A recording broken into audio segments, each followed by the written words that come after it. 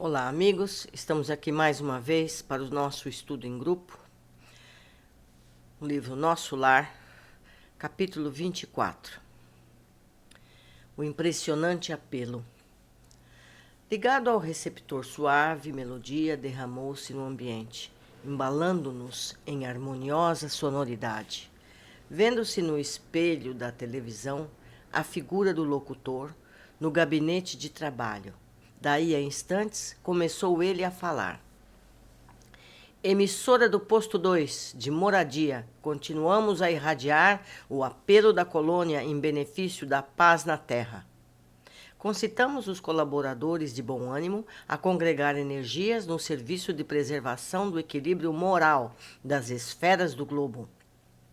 Ajudai-nos quantos puderem, ceder algumas horas de cooperação nas zonas de trabalho que ligam as forças obscuras do umbral à mente humana.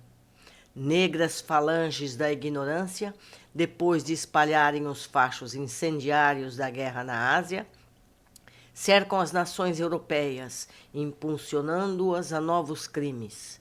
Nosso núcleo, junto aos demais, que se consagram ao trabalho da higiene espiritual, nos círculos mais próximos da crosta, denuncia esses movimentos dos poderes concentrados no mal, pedindo concurso fraterno e auxílio possível. Lembrai-vos de que a paz necessita de trabalhadores de defesa. Colaborai conosco na medida de vossas forças. Há serviço para todos, desde os campos da crosta às nossas portas. Que o Senhor nos abençoe. Interrompeu-se a voz, ouvindo-se divina música novamente. A inflexão do estranho convite abalara minhas fibras mais íntimas. Veio Lísias em meu socorro, explicando: estamos ouvindo Moradia, velha colônia de serviços muito ligada às zonas inferiores. Como sabe, estamos em agosto de 1939. Seus últimos sofrimentos pessoais não lhe deram tempo para ponderar sobre a angustiosa situação do mundo, mas posso afiançar que as nações do planeta se encontram na iminência de tremendas batalhas. O que diz? Indaguei aterrado. Pois não bastou o sangue da última grande guerra? Lísia sorriu, fixando em mim os olhos brilhantes e profundos, como a lastimar em silêncio a gravidade da hora humana. Pela primeira vez o enfermeiro amigo não me respondeu. Seu muitíssimo constrangera-me, assombrava-me, sobretudo a imensidade dos serviços espirituais nos planos de vida nova a que me recolhera. Pois havia cidades de espíritos generosos, suplicando socorro e cooperação. Apresentara-se a voz do locutor com entonação de verdadeiro SOS. Vira-lhe a fisionomia abatida no espelho da televisão. Demonstrava ansiedade profunda nos olhos inquietos. E a linguagem ouvia-se nitidamente o idioma português, claro e correto. Julgava que todas as colônias espirituais se intercomunicassem pelas vibrações do pensamento. Havia ainda ali tão grande dificuldade no capítulo do intercâmbio? Identificando-me as perplexidades, Lísias esclareceu. Estamos ainda muito longe das regiões ideais da mente pura.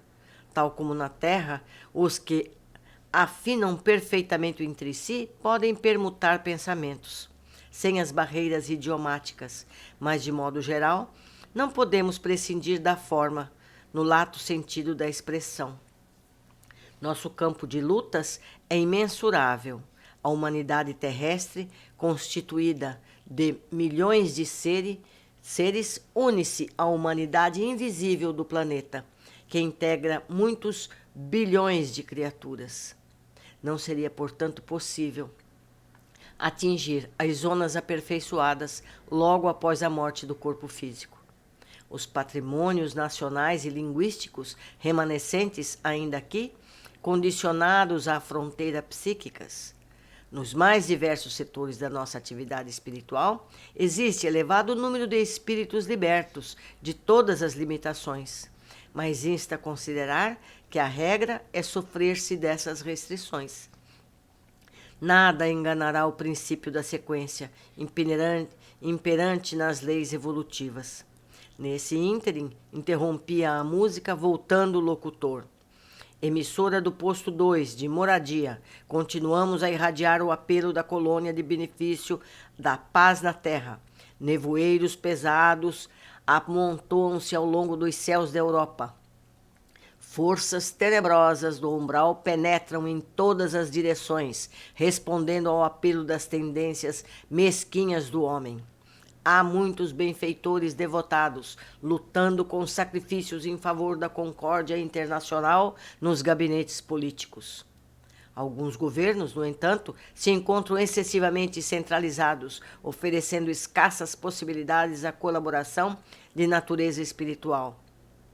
Sem órgãos de ponderação e conselho desapaixonado, caminham esses países para uma guerra de grandes proporções. Ó irmãos muito amados dos núcleos superiores, auxiliemos a preservação da tranquilidade humana. Defendamos os séculos de experiência de numerosas pátrias-mães da civilização ocidental. Que o Senhor nos abençoe. Calou-se o locutor e voltaram as cariciosas melodias. O enfermeiro permaneceu em silêncio, que não ousei interromper. Após 5 minutos de harmonia repousante, a mesma voz se fez novamente ouvir. Emissora do posto 2 de Moradia, continuamos a irradiar o apelo da colônia em benefício da paz na terra. Companheiros e irmãos, invoquemos o amparo das poderosas fraternidades da luz que prescindem os decídios da América. Cooperai conosco na salvação de milenares patrimônios da evolução terrestre. Marchemos em socorro das coletividades indefesas. Amparemos os corações maternais sufocados de angústia. Nossas energias estão empenhadas em vigoroso duelo com as legiões da ignorância. Quanto estiver ao vosso alcance, vindes ao nosso auxílio. Somos a parte invisível da humanidade terrestre, e muitos de nós volveremos aos fluidos carnais para resgatar princípios erros. A humanidade encarnada é igualmente nossa família. Unamo-nos numa só vibração. Contra o assédio das trevas, acendemos a luz. Contra a guerra do mal, movimentemos a resistência do bem. Rios de sangue e lágrimas ameaçam os campos das comunidades europeias. Proclamemos a necessidade do trabalho construtivo. Dilatemos nossa fé, que o Senhor nos abençoe. A essa altura, desligou Lísias o aparelho e viu enxugar discretamente uma lágrima, que seus olhos não conseguiram conter. Num gesto expressivo, falou comovido. Grandes abnegados, os irmãos de Moradia. Tudo inútil, porém, acentuou triste, pois a ligeira pausa, a humanidade terrestre pagará, em dias próximos, terríveis tributos de sofrimento. Não há, todavia, recurso para conjurar a tremenda catástrofe? Perguntei sensibilizado. Infelizmente, acrescentou Lísias em tom grave e doloroso, a situação geral é muito crítica. Para atender às solicitações de Moradia e outros núcleos que funcionam nas vizinhanças do umbral, reunimos aqui numerosas assembleias. Mas o Ministério da União Divina esclareceu que a humanidade carnal, como personalidade coletiva, está em condições do homem insaciável que devorou excesso de substâncias do banquete comum. A crise orgânica é inevitável. Nutriram-se várias nações de orgulho criminoso, vaidade e egoísmo feroz. Experimentam agora a necessidade de expelir os venenos letais, demonstrando, entretanto, o propósito de não prosseguir no amarguroso assunto. Lísias convidou-me a recolher. Muitas observações. Vamos esmiuçar tudo o que lemos. Primeiro, Lísias liga o que podemos chamar de televisão, que nem existia ainda aqui no plano físico. Aqui o locutor pede aos que puderem irradiar pensamentos nobres para equilíbrio dos que vivem no plano físico. Mentes do umbral estariam irradiando negativamente e contribuindo nos conflitos entre os povos. Veja como é importante o que pensamos e como pensamos. Interessante também o fato do televisor, né? Não existia aparelho de televisão ainda na Terra na década de 30, começo de 40. Isso foi aparecer só mais para frente. No entanto, em nosso lar isso já existia. 2. Equipes espirituais zelam pelo equilíbrio do planeta, administrando energias para que as mentes ignorantes não prevaleçam ao caos para vencer. Mas precisamos colaborar mantendo nossos pensamentos e ações ligados no bem. Quer dizer, apesar do trabalho do plano espiritual, ainda ocorrem esses dramas. Então veja como é importante os nossos pensamentos constantes, evitando sempre situações negativas. 3. Comunicação e idiomas. Só os planos mais puros podem se comunicar sem a necessidade de palavras. Então é a irradiação da ideia que é transmitido, então não precisa de idioma. 4.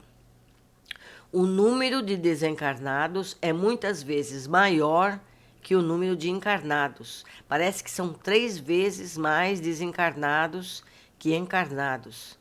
Então, quando a gente pensa que a Terra está superpovoada, a gente tem que lembrar que tem o dobro do que tem na Terra está no plano espiritual.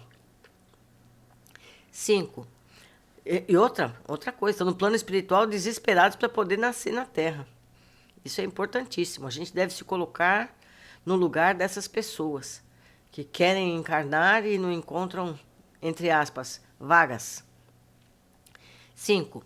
As mentes, sejam encarnadas ou desencarnadas, se relacionam vibracionalmente. Precisamos estar atentos às ligações mentais que fazemos. Bons hábitos mentais são desejáveis para a boa saúde e equilíbrio, não só de cada um de nós, como de toda a coletividade do planeta. Então, o nosso pensamento influencia as vibrações da nossa casa no nosso bairro, do bairro na cidade, e assim sucessivamente até a Terra toda. 6. A espiritualidade mantém espíritos devotados nos gabinetes dos governos, inspirando boas resoluções. Infelizmente, nem todos são sensíveis aos conselhos do alto. Sugestão de leitura: O Segundo Grande Elo. Esse livro narra os bastidores da Segunda Guerra Mundial, o trabalho da espiritualidade para evitar situações que não devem acontecer e dando socorro àquelas que devem acontecer. É muito interessante esse livro, O Segundo Grande Elo. E sobre a guerra, sugiro que leiam as questões 541 e 548 do Livro dos Espíritos. Até a próxima!